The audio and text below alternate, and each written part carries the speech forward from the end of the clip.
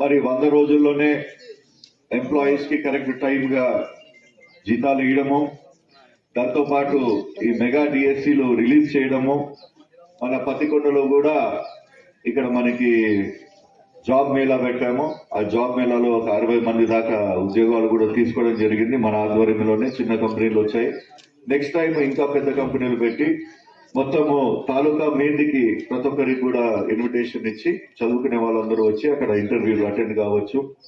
అదేవిధంగా మనము పెన్షన్లు చంద్రబాబు నాయుడు గారు చెప్పిన మాట పేరుకి పెన్షన్లు కరెక్ట్ గా పెంచి ఇవ్వడం జరుగుతుంది. అదేవిధంగా మనకి మేడం గారి అగ్రికల్చర్ దాంట్లో కూడా అప్పుడు ఉండేది, మనకి స్పెషల్ గా కోటా కూడా ఇంక్రీజ్ చేసి ధాన్యాలు కూడా ఇవ్వడం జరిగింది. మరి మనము చెప్పిన ప్రతి ఒక్క దాంట్లో ఒక అడుగు ముందరకేసి పోతున్నాం. మరి ప్రతి ఒక్కరు కూడా